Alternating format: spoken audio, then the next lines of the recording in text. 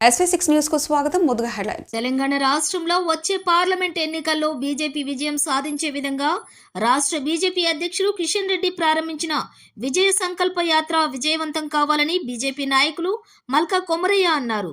ఇందులో భాగంగా సికింద్రాబాద్ కంటోన్మెంట్ నియోజకవర్గంలో కూడా మల్కాజ్గిరి పార్లమెంట్ నియోజకవర్గం నుంచి టికెట్ ఆశిస్తున్న మల్కా కొమరయ్య 7 ప్రచార వాహనాలను ప్రారంభించారు.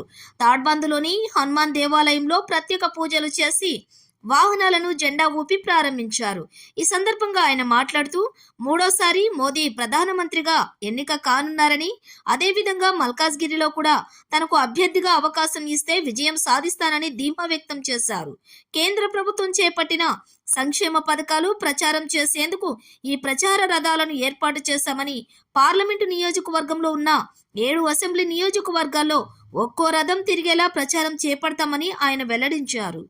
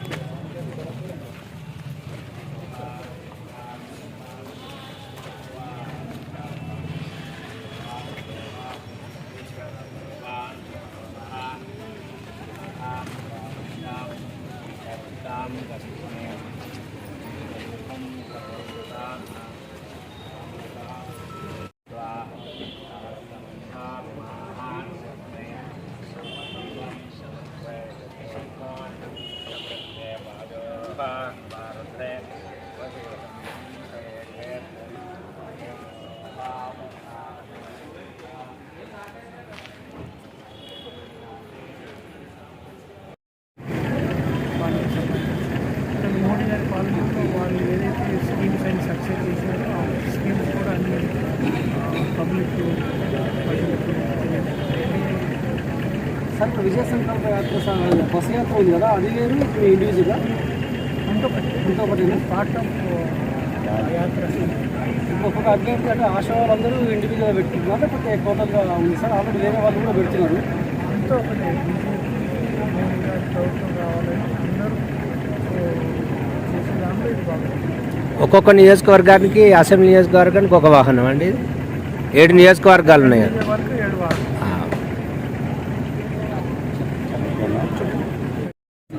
సంకల్ప యాత్ర బస్సును స్టార్ట్ చేయడం జరిగింది.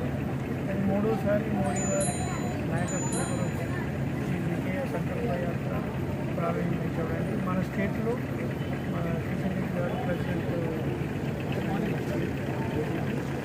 వాళ్ళు కూడా విజయ సంకల్ప యాత్ర ప్రారంభించారు.